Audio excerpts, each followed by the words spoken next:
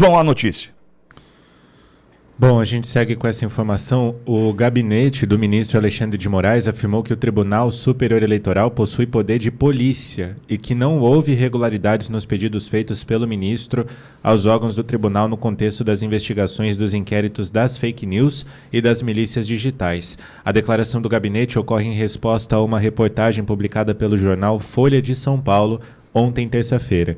Segundo o jornal, o gabinete do ministro utilizou mensagens informais para solicitar que a Justiça Eleitoral produzisse relatórios que fundamentassem decisões do inquérito das fake news no Supremo Tribunal Federal.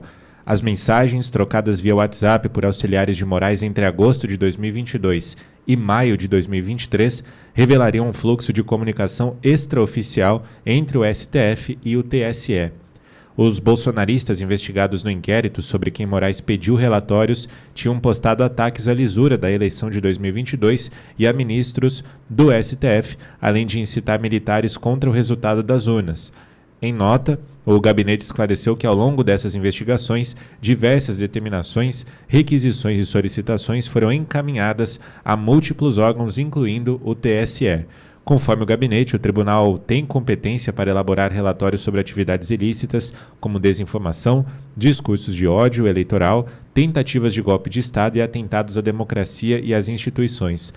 A nota do gabinete de Moraes afirma que os relatórios elaborados pelo TSE, no exercício do poder de polícia, apenas descreviam de maneira objetiva as postagens ilícitas realizadas nas redes sociais, diretamente relacionadas às investigações de milícias digitais. Esses relatórios foram incorporados às investigações e inquéritos em curso no STF, com ciência da Procuradoria-Geral da República. O gabinete enfatizou que todos os procedimentos foram oficiais, regulares e devidamente documentados.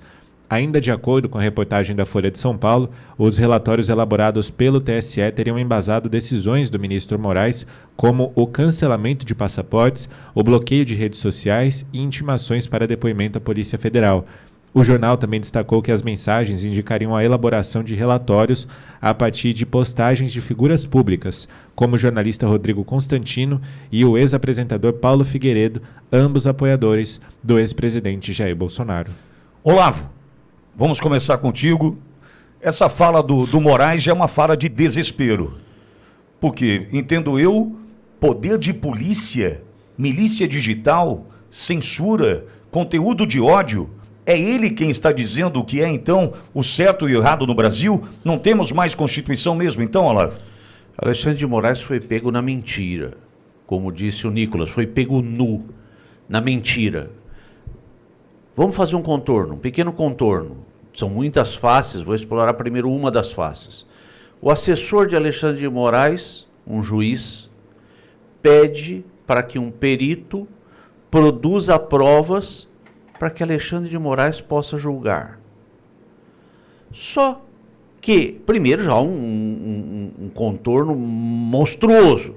Agora, avança um pouquinho comigo, amigo ouvinte.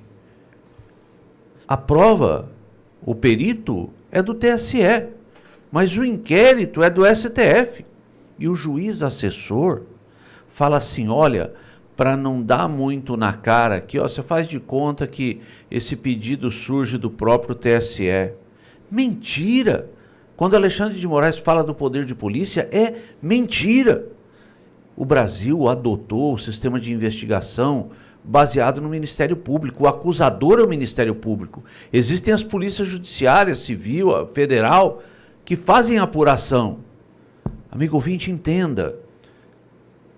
Torquemada, Tomás de Torquemada, em 1420, um inquisitor da Inquisição da Igreja, ele apurava os crimes, ele julgava os crimes e metia o pé no cadafalso para que a execução acontecesse. O Brasil não adotou esse formato. Alexandre de Moraes mete o pé na Constituição, da mesma forma como se meteu o pé no cadafalso da forca. Nega a Constituição, simplesmente nega. Qual a isenção desse juiz? Qual a isenção de Alexandre de Moraes? Onde está a isenção de Alexandre de Moraes, que pede para um perito levantar provas sobre uma pessoa porque ele quer condenar e diz que quando ele cisma, disse esse relator, quando ele cisma com algo, a coisa fica feia. Ele quer um relatório. E se o relatório não aparecer, ele mesmo fala. Pitoli, só termino citando aqui Laurenti Beria, que foi um policial, líder de Stalin, que torturava pessoas. A fala de Laurenti Beria era assim: me dê o nome, me dê a pessoa, que eu te dou o crime. Essa é a estrutura em que foi formado as investigações de Alexandre de Moraes. Não há uma apuração de fato. Dá o nome, ele fala, esse nome aqui, Rodrigo Constantino, pesquisa esse cara aqui porque eu quero condenar, eu quero caçar, eu quero derrubar as redes, eu quero impor multas. E as penas de morte que a gente fala aqui na época da Inquisição, na época de Stalin, na década de 20, 30, hoje são penas que inviabilizam pessoas, como tantas vezes nós vimos aqui, os de 8 de janeiro, os perseguidos políticos, os jornalistas que estão no exterior. O rei está nu. E quem vai investigar? Silvio, quero te ouvir. A gente tem muito a conversar. Quero te ouvir agora, Silvio, por gentileza. Olha, Pitoli, eu ouvi agora a doutora Olavo falando, já citou Hans Christian Andersen, né, o dinamarquês, o rei está nu, já citou Lavrenti Beria, a União Soviética, me dê um homem, eu te darei um crime. Eu recorreria, historiador que sou, a John Adams, o segundo presidente dos Estados Unidos, um dos pais da América. Os fatos são teimosos. Não adianta. Não adianta. Às vezes, na vida, não adianta.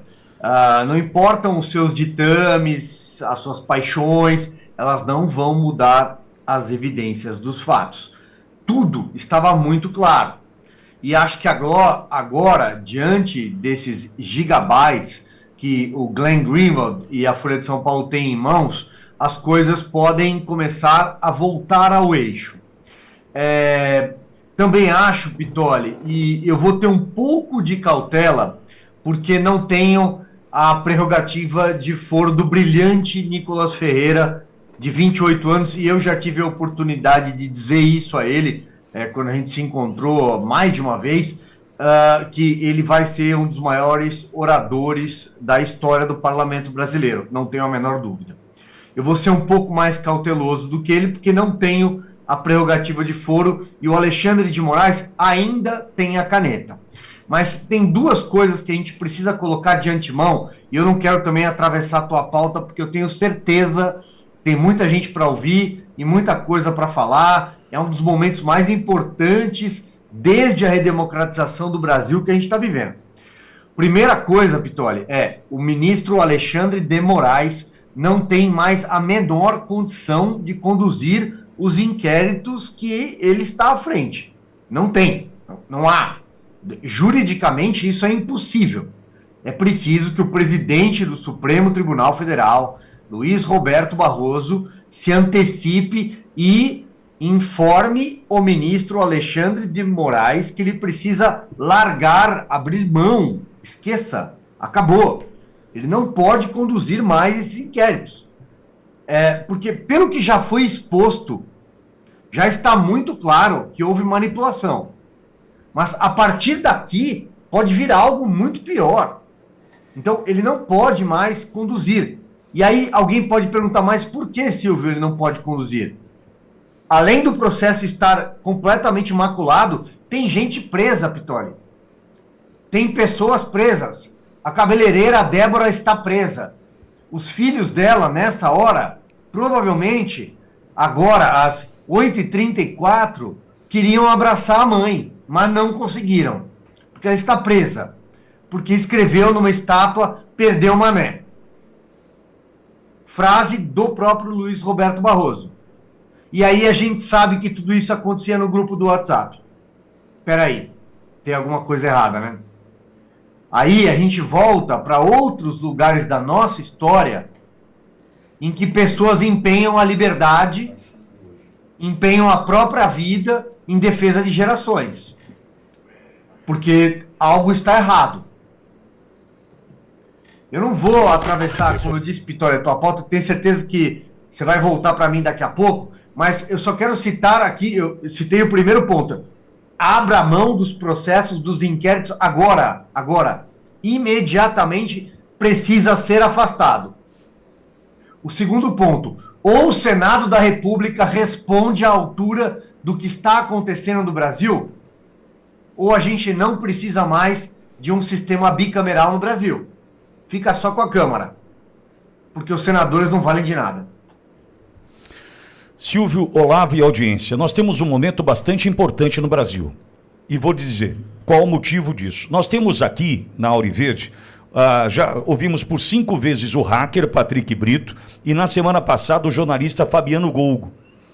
E eles estão me mostrando o seguinte, olha, um influente, um forte político paulista que das cartas no governo estadual e no governo federal contratou o hacker em maio de 2018 para hackear, dentre outros, o então deputado federal e pré-candidato à presidência da República Jair Messias Bolsonaro, os filhos Flávio, Eduardo e Carlos, Gilmar Mendes, Michel Temer e um tal de Adélio Bispo, em maio de 2018, com documentos que provam o hackeamento deste cidadão humilde que parte de Uberaba e vai para São José, na região metropolitana de Florianópolis, e por uma sorte, o destino cuidou da vida de Carlos Bolsonaro, senão seria atacado naquele estande de tiros por Adélio Bispo, hackeado por Patrick Brito em maio de 2018.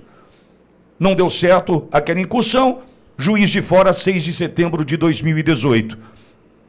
Há indícios de que, e provas, entendo eu, já colhidas pela Polícia Federal nos últimos dias, o mesmo contratante do hacker é o mesmo contratante de Adélio Bispo. Ô, Pitório, o que tem a ver essa história?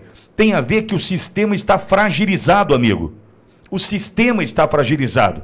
Estamos falando de um político que é forte em São Paulo, das cartas no governo do estado e das cartas em Brasília. Você já deve estar juntando o Lé com o Cré. E muito provavelmente, este forte político em São Paulo faça parte de tudo que leva este ministro que aí está à cadeira onde senta. Amigo, o sistema está fragilizado. O sistema está fragilizado. Entretanto, é muito forte.